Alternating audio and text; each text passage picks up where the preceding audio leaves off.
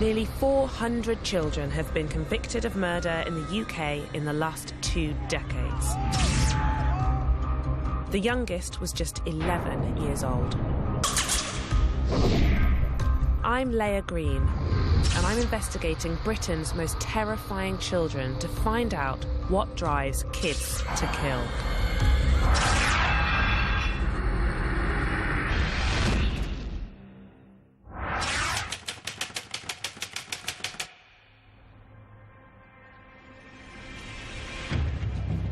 The rising tide of violence amongst young people has spilled over into Britain's schools.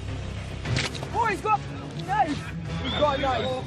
He's got a knife! The problem's getting worse. Each year, nearly 20,000 teachers are attacked by their pupils. In 2014, almost 1,000 pupils were caught by police in school with weapons, including a taser, a meat cleaver, 3 axes and a cutthroat razor. The youngest was only 8. At 11:48 a.m. this morning, West Yorkshire Police were contacted by Yorkshire Ambulance Service, who were attending a report of a member of teaching staff having been stabbed at Corpus Christi Catholic College. With the screaming, they said she tried to escape, running into the corridor, with Cornick pursuing her. This is a profoundly shocking, indeed absolutely appalling incident. We'll never be able to make sense of what happened and how public it was. I'm investigating what drove a 15-year-old boy to kill his teacher in a frenzied knife attack in front of his whole class. And if this murder is a one-off event, or the symptom of a deeper-rooted problem. How vulnerable are British schools to an American-style massacre like Columbine, Virginia Tech or Sandy Hook? Can we identify the potential killers in our classrooms? I'll be hearing from those closely involved in this case. Could this boy be psychotic? Because it's an unexplained homicide. And it was only necessary that his lawyers should have investigated whether he was what you might want to describe as mad or bad. The issue in the case was going to be his psychiatric state. There will always be examples of young people from a very early age who are going to be killers, and nothing you can do will change that course. What can we learn from this horrific event? What we need to do is have a serious look into what could have been done to prevent it and safeguard against it happening again. I'll be taking a psychopath test myself. I'm not sure how much it will help you in your life if you know that you're more psychopathic than the general population. And meeting a teacher who survived an unprovoked knife attack in his own classroom. Then I turned around, he pulled his hand out. That's when I saw the long knife, almost 6 inches long, in his hand, covered in blood. I'm on my way to Corpus Christi Catholic College in Leeds, where William Cornick killed his teacher, Anne Maguire. This is a good school on the outskirts of the city. I cannot even begin to imagine how scared those pupils must have been on the day of Anne Maguire's murder. I mean, I went to a pretty big school and there were quite a lot of fights and stuff, but it was never somewhere where I really felt unsafe, and I definitely never feared for my life. I want to find out what led a model student like William Cornick to end up with a life sentence for the murder of Anne Maguire. In the months leading up to his trial, he was examined by one of the country's leading forensic psychiatrists. This is unprecedented, this case.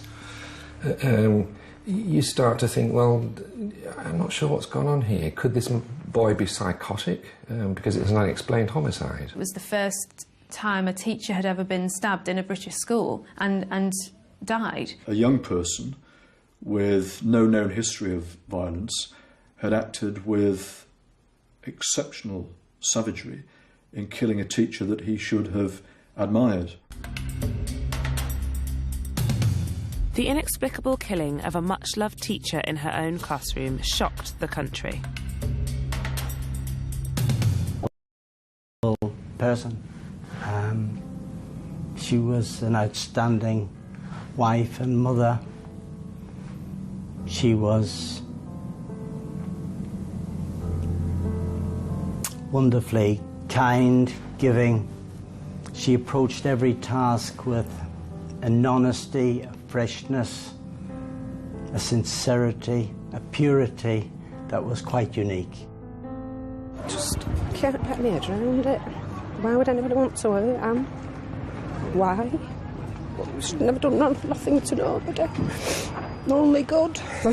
It doesn't seem real that she's just come to work and she's just being killed. My girlfriend's grandmother, she taught her, she taught me, she taught most of my friends, most of my family.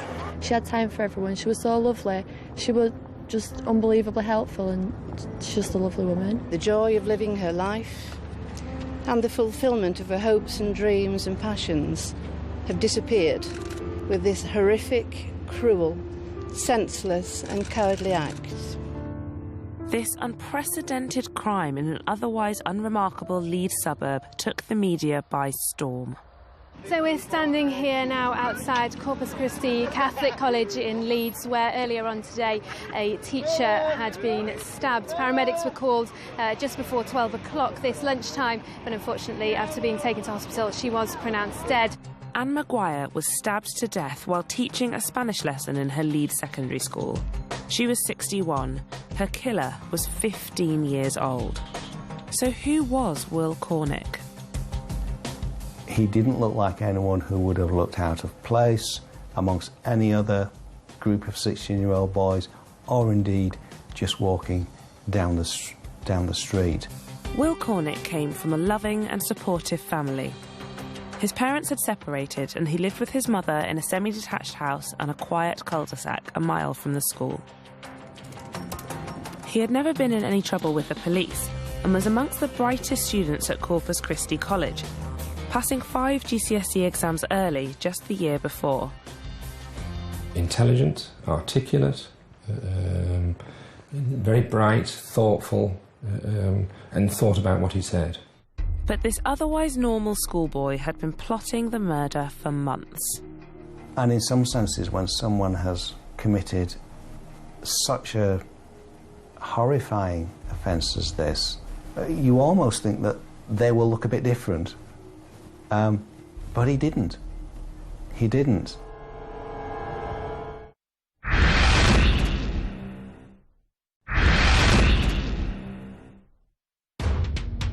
I'm in Leeds, investigating what drove a 15-year-old schoolboy to kill his teacher in a frenzied knife attack in the middle of a lesson. How safe are teachers and pupils from an unexpected act of extreme violence in our schools?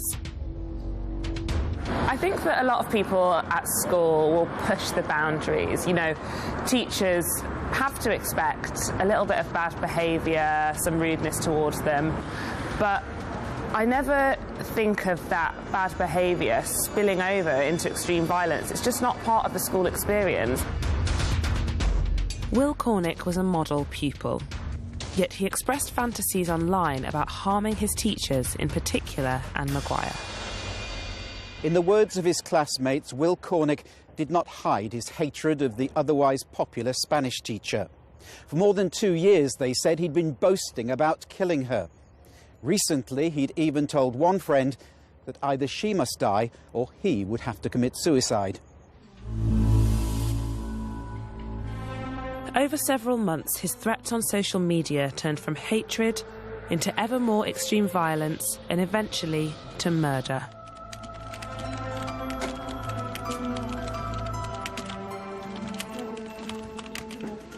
The thing about social media is it has its good points, but it also has so many negatives associated with it.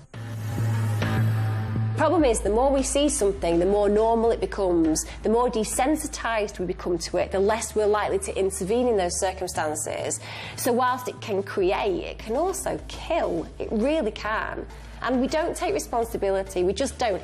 The amount of negative messages out there that attack people who've done nothing wrong, they might look a certain way, they might have a certain opinion, we almost celebrate it. Will Cornick's obsessive hatred is very dark. It's far beyond something recognisable as an adolescent schoolboy grudge. The level and intensity of angst, anger, and bitterness towards this lady is It is out of all proportion to anything and any interaction that may have taken place. On the Thursday before, he had decided and he had resolved that he was going to kill Mrs. Maguire and was giving thought to how he was going to actually commit the act, what sort of weapon he was going to use. He decided on an ordinary domestic kitchen knife, a weapon he could very easily obtain. In January 2016, a knife amnesty by West Yorkshire Police collected 60 surrendered weapons in just 10 days.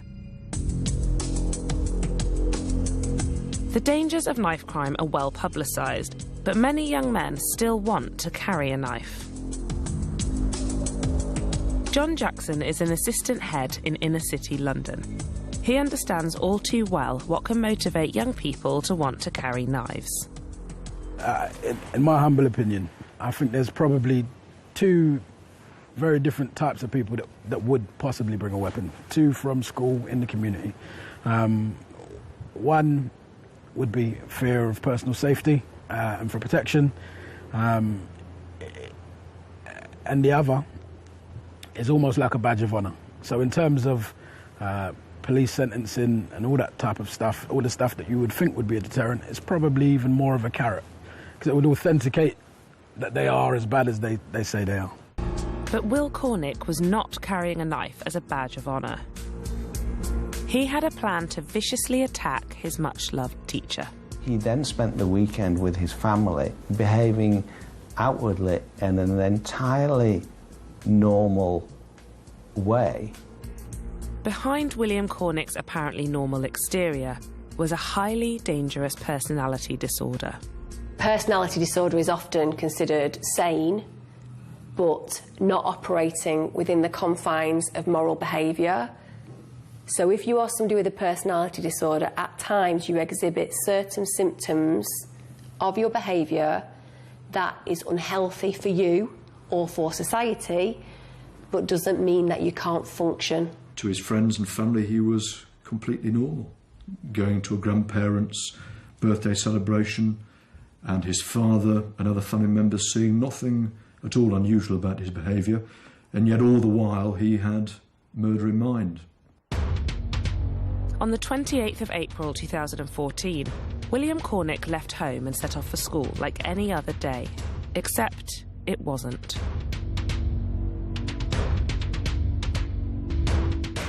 When he went to school that morning, he was armed with knives. He'd taken with him a bottle of whiskey with which, as he said, to celebrate in the aftermath. And he was clearly, from the evidence, highly excited about what he intended to do. This was a premeditated and planned attack. He had taken a weapon with him and he intended to use it. During a lesson, he calmly got up and walked to the desk where Mrs. Maguire was helping a student. Approaching her from behind and attacking her in that cowardly way really doesn't bear thinking about. And then chasing her as she sought to get away, all the while intent upon further violence upon her. Stabbed her several times, and then after the attack went back and sat in his seat. This is control behaviour, and more than that, he's controlling everybody else around him because he's producing knives, he's threatening his classmates, he's thought about what he's going to do, and he's got one end in mind, and he goes about achieving that end. This was a calculated and vicious attack. As she ran down the corridor, one of her colleagues, in an attempt to assist her, very courageously pushed her into another room and then held the door shut against him. He then returned to his seat and sat down and said, "I wish she was dead." Chilling. He carried out the murder in front of many witnesses, probably as many as 30 children. It is rare for any offence to be witnessed by a large number of witnesses. After he's finished killing this poor teacher, he sat back in the class that he came from and he announced to the class, "Good times." There was an adrenaline rush. I think there are other observers who said he seemed to be enjoying what he was doing. This isn't somebody who's confused, who's befuddled, who's drugged up or drug-addled or drunk. You know, this is something that's happened by somebody who's thinking very carefully about what's going on. Any time you hear in the news that a life's been taken, it's a tragedy. When somebody's about their business, doing a hard day's work, trying to empower, impact and you know, inspire the young, it's even more of a tragedy. When news of the murder broke, the people of Leeds were in a state of shock. And they wanted an explanation. We'd heard a few things coming through through emails and from the police that there was an incident happening at the school. It was very vague initially. Nobody really exactly knew what had happened, other than somebody had been injured and somebody had been arrested. At the time, it wasn't. We didn't know whether it was a student, whether it was a teacher, who it was that was involved. Anna Hodges was one of the first journalists at the school gates. Horrible scenes as we turned up, really. Lots of groups of children, parents, teachers all huddled around, crying. You could almost feel the panic, the upset, the sadness. The fact that somebody so young, a 15-year-old at the time, has these thoughts and feelings to want to do something to somebody that gruesome is hard to comprehend, really. As part of William Cornick's examination, Dr. John Kent looked closely at his conventional upbringing. His parents separated when he was very young, and he lived his life very amicably, actually, between both sets of parents. I met both parents, and I reported to court that they were caring, responsible people who'd made it a priority to look after the well-being and welfare of the children. There was no doubt about that. And they were mystified. They couldn't understand it.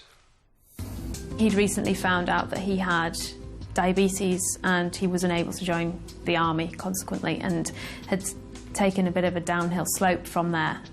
Obviously, it affected him quite a lot more, maybe, than a lot of people had realised. That is the start of his need for treatment, lifelong treatment for diabetes.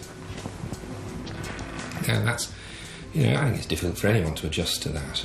It's difficult for adolescents to adjust to it, and that proved to be the case here.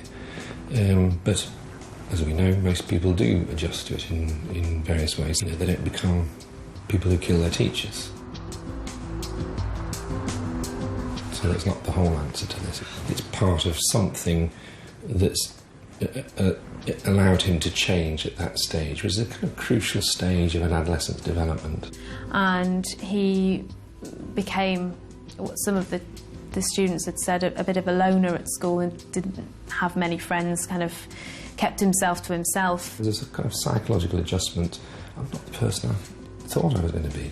You know, I've got this illness now. Adjustment disorder is when a set of circumstances change, you feel like you're not in control of that change, and unlike the average person being able to transition, not necessarily effortlessly, but without any great psychological damage, it either stunts your progression, you avoid the progression by using things like drugs and alcohol, or your behaviour changes to a degree where you can, to some degree, have control over it, such as being highly aggressive.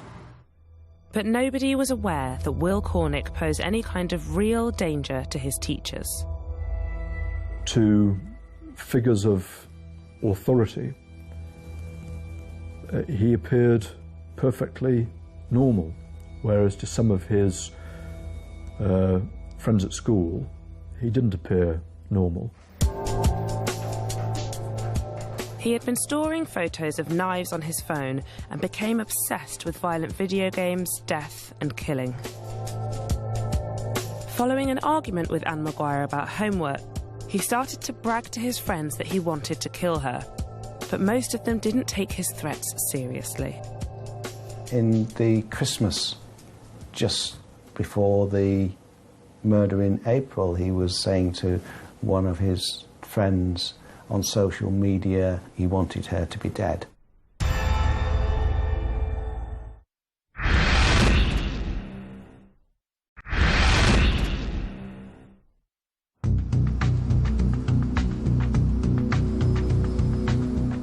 Year-old Leeds schoolboy William Cornick hated his teacher Anne Maguire so much he wanted to kill her. His death threats posted online started to get more and more graphic. She was a very kind, loving person. She was very good at her job, as I understand. As a Spanish teacher, she got involved in a lot of the school activities. I think she took some children on skiing holidays. Just the amount of respect that people had for her seemed incredible. Why had he come to focus upon such an exceptional person, such a wonderful teacher, as the subject of his hatred? And so we knew that by December of 2013 he was expressing a wish to cause serious harm, indeed to kill Mrs Maguire. By February, when there was an outburst at school, things were obviously starting to become even more serious. A girlfriend, I think, of his as well, who subsequently split up before this had happened, had also said that he'd had feelings that he wanted to kill her and that she deserved to die. Similarly, 2 other teachers in the school as well, one of which I understand was pregnant at the time, and he'd shown feelings that he'd wanted to murder them as well. I think there'd been a difficult meeting between Anne Maguire at school, and it's from there I think that his destructive, his very negative thoughts, his thought that she deserves to die, which many adolescents might do as a response to, you know, people they don't like. Oh, obviously die, obviously go away, but they don't really mean it. But I think he meant it. How can we tell the difference between somebody who says, I want to kill you, and someone who actually does want to kill you because they have some kind of psychopathic disorder? Psychopathic traits are high callous behaviour, low empathy. So basically, you cannot empathise with another person's pain. What makes a psychopath dangerous isn't that they don't have a vocabulary of emotions, it's that it's limited. So if I was stabbing you, I would know I was inflicting great harm because you would be letting me know that. And a psychopath wouldn't register that. William Cornick had psychopathic traits, but actually I'm not entirely sure what that really means, and I don't know how you tell whether somebody is a psychopath.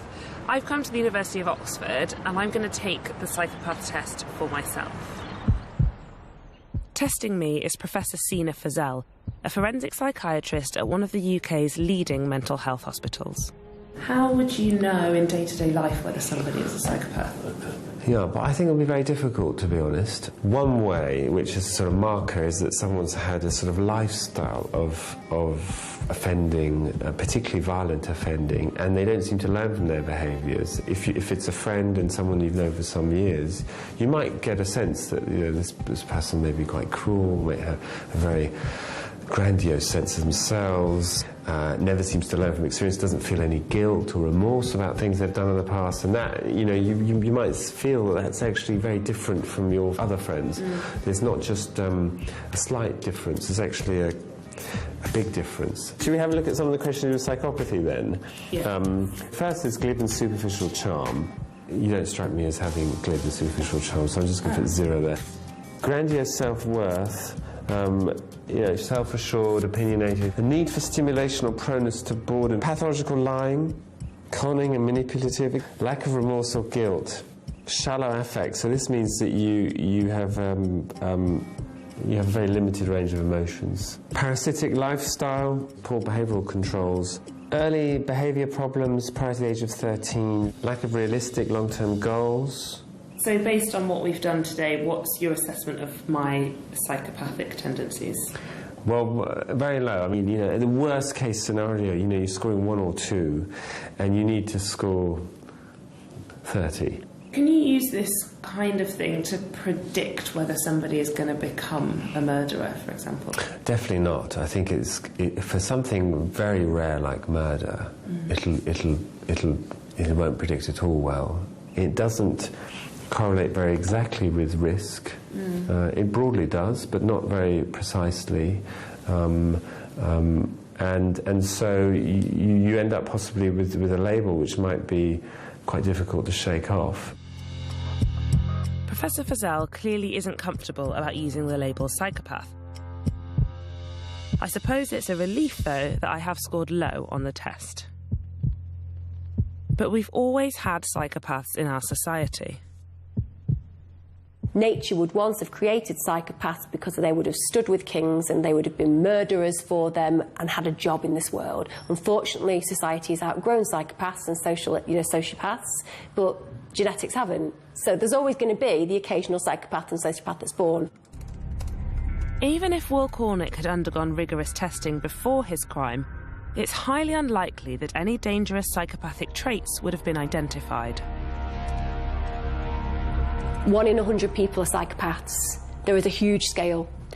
A psychopath is somebody who will repeatedly lie to you, for example, in your office, and you'll know they will, but they really don't care. A psychopath at the extreme is somebody who will charm you and then murder you with a smile on their face. In his pre-trial interview with Will Cornick, psychiatrist John Kent noted that the language he used to describe Anne Maguire was truly shocking. Everything I've done is fine and dandy. I'm glad I've killed her, and I wouldn't do anything different. And worse than that, this ability to switch off that emotion led me to my view that there were some sort of psychopathic traits to his personality. You rarely see it like this in clinical practice. This level of callousness, coldness, and almost enjoyment of what had happened and the chaos that he created from this. This isn't about just a grudge between him and a teacher, although that's at the heart of this. This is done in a very public way, in a way that seems destined to maximise distress and probably maximise publicity. This chilling crime massively dominated the news. The boy who's charged with her murder appeared here via video link from the detention centre where he's being held. He's now 16 years old. Wearing an orange T-shirt, he answered "yeah" when asked to confirm his name, which we can't repeat for legal reasons. He didn't enter a formal plea today, but his barrister told the court he has confessed to killing Anne Maguire. Under the full glare of the nation's media, Dr. Kent revealed his assessment.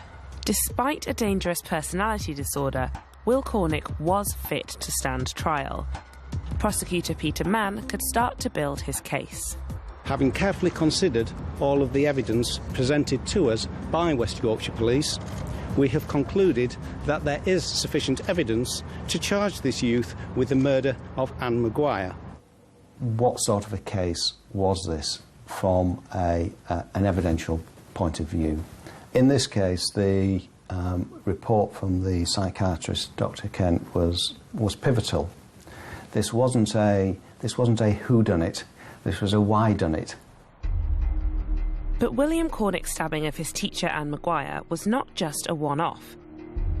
In June 2015, just over a year later and only a few miles away, there was another unprovoked knife attack in a class by a pupil. I'm going to meet a teacher today called Vincent Uzoma. He survived an attack at the hands of a pupil that almost killed him, and that's just 20 miles down the road from where Anne Maguire was murdered. I want to find out what happened to him, and I also want to ask him what he thinks about the safety of teachers in schools. Vincent. Hi. Hi. Hi. Nice to meet you. Unable to work since the attack, Vincent has kindly agreed to meet me in another local school close to where he was stabbed. Thank you. And so can you talk me through exactly what happened? While I was trying to write down the learning objectives and call up the register, I noticed he had stood up, he left his seat and went towards the door. And the door was very close to my right. So I beckoned him to go back to his seat. let me do the register first, then we can discuss about that behavior. He ignored me. So when I turned to right, he was behind me. Mm. So all I noticed is somebody who just hit hard on my tummy. Then I turned around, he pulled his hand out. That's when I saw the long knife, almost 6 inches long, in his hand, covered in blood. And when I looked down, see what happened, he was still there with the knife in his hand, standing, facing me. So when I realized he stabbed me, I called him, so did you stab me? Then he ran out of the class. Did the story of Anne Maguire come back to you in that moment? It was very strong in my mind, just feeling probably it's my time now, it's my turn to die, likewise, Now that you know that he brought a knife to school the day before, that suggests that he really was planning to attack you. Well, he was on my right behind me, so he didn't know where the knife was going to. The knife could have gone to my heart, kidney, or other things. It's just my God that really saved me, so that the knife did not destroy major organs. Why would somebody attack you? That's what the question I'm also asking. Why? Why? He was telling his friends that he hated this black teacher. He was going to stab this teacher. And is it right, had he called you names? Not to my face, but at the court, because the police interviewed the other kids in the classroom, and they were testifying that I was boasting in their presence, calling me racist names, all those kind of things. That was way, way harder to hear than I expected it to be. Like, you hear about people getting stabbed on the news and stuff, but when somebody is sitting right in front of you and showing you the place in their stomach where this knife unexpectedly went in, it was really powerful, and you could tell for him it's still really raw. There still is no reason why it happened. Vincent just said, I still want to know why me. Unlike Will Cornick, the 11-year-old boy who stabbed Vincent was already known to authorities. He received an 11-year sentence for GBH with intent. It is quite scary. There's probably lots of young people quite tormented, fascinated, fixated on members of staff that, that's unhealthy.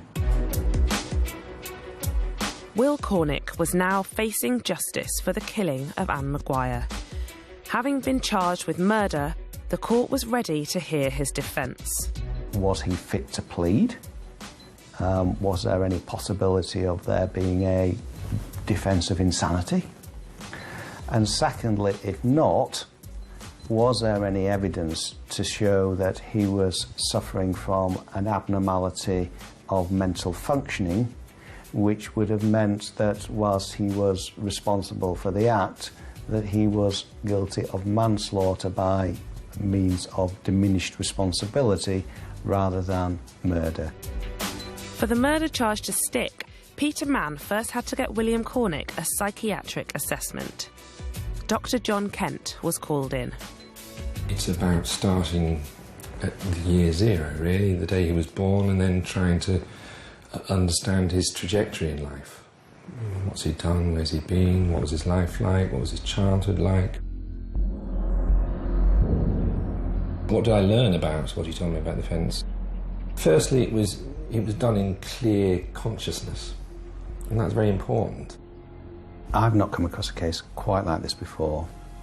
When I read the report of Dr. Kent and saw some of the comments that William Cornick had made about the fact that he had pride in what he had done, he had a complete absence of remorse, was really very chilling. I've never seen that in any previous report I've read about anyone, let alone a 15-year-old boy. Overall, the position, to my mind, was very clear indeed, that William Cornick is a highly dangerous young man who has a personality disorder with what Dr. Kent described as marked psychopathic traits. Following the psychiatric report, it would be up to the court to decide whether Will Cornick would be mentally fit to be tried, not with manslaughter, but with murder.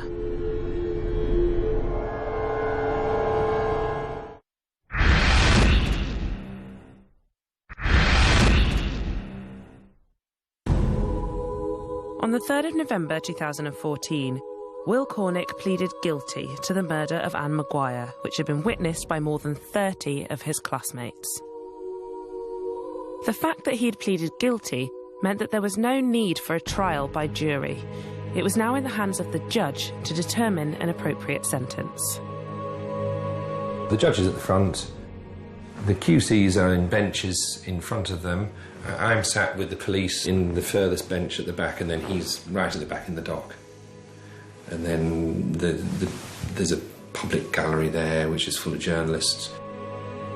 As the prosecutor, it was Paul Greeny's task to assist the judge in deciding the length of Will Cornick's sentence. I found opening this particular case, even though just for sentence, one of the most difficult experiences that I've had as a barrister and as a Queen's Counsel.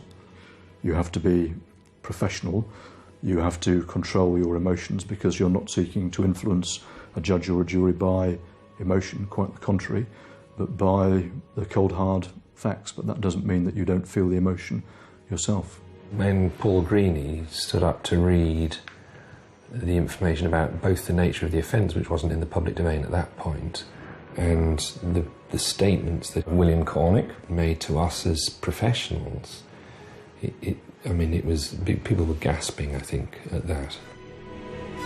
I had my back to William Cornick, so I couldn't see him. But I understand from others in court that he was impassive. Outwardly, he didn't appear to show any signs of the irrational anger which was clearly within him. In a sense, his emotional reaction to what was occurring was hardly surprising, given that he had explained to the psychiatrists and psychologists, and I won't use the exact phrase that he used, although I did in court, but he made plain that he could not care less about what he had done, that he could care less about the devastation that he had caused to the family of Anne Maguire, and also the damage he'd caused to other children in his class. He'd said that, to his mind, what he had done was fine and dandy. This boy remarked, things would have been so much easier had I had a gun. Couldn't get a gun, but there may have been a different outcome.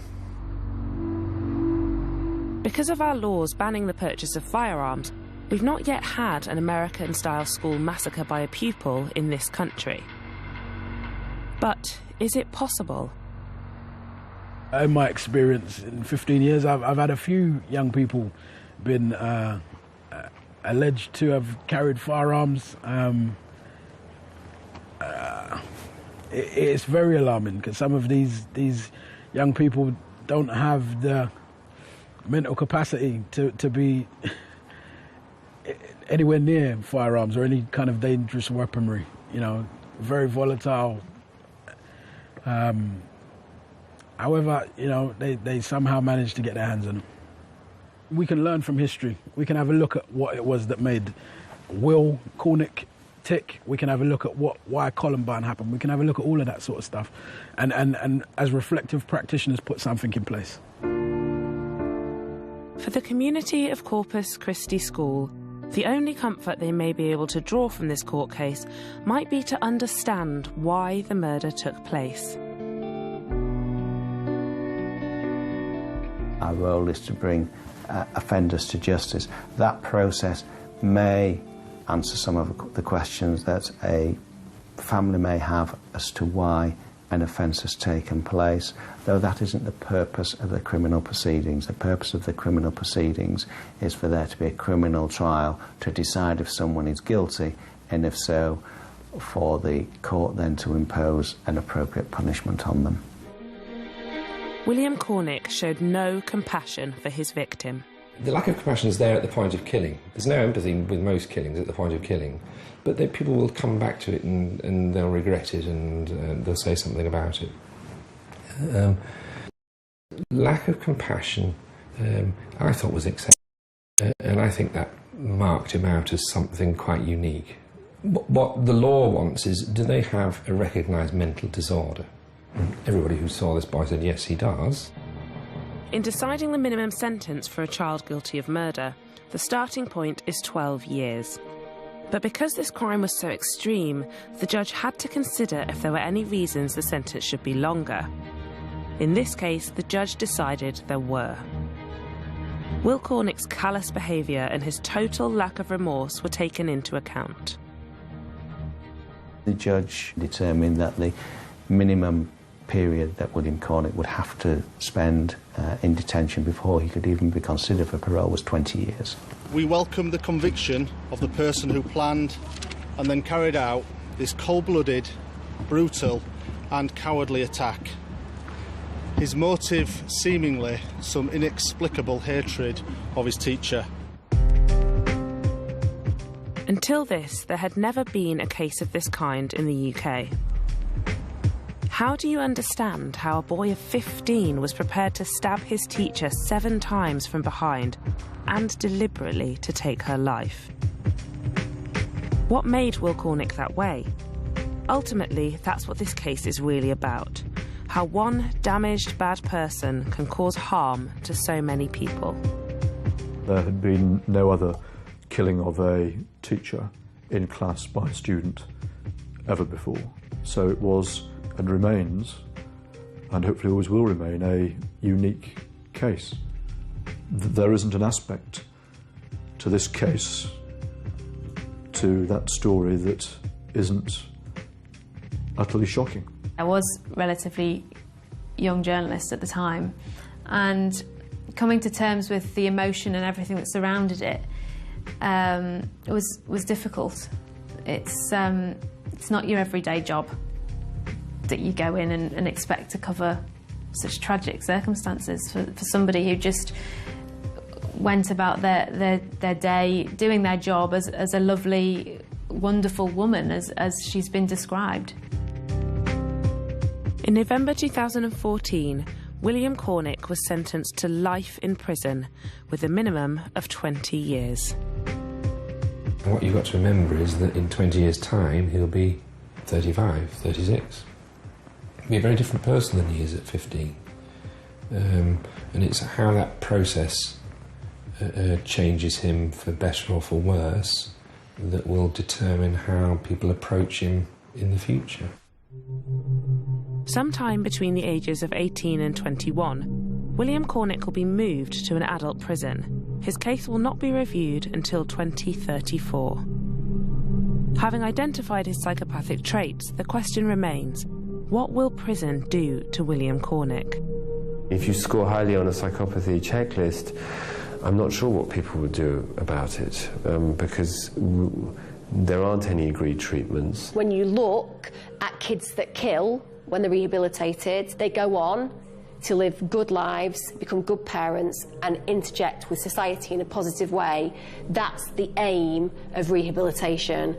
And whilst it might feel like we want to just put them in a room and lock the door and throw away the key, that won't help anybody. Will Cornick is currently one of 16 children in Britain's prisons today, serving indeterminate life sentences for murder. Horrific though this crime is, the murder of Anne Maguire is unique. Our schools are not likely anytime soon to suffer from an American-style massacre. But security, education and mental health provision for young people all need to improve. The increasing number of incidents of violence in the classroom experienced by teachers and pupils can't be ignored. Boys, go! The Soviet Union is ready to invade, and Washington State is the first line of defence. Chris Hemsworth prepares the troops for a Red Dawn, next on 5 Star.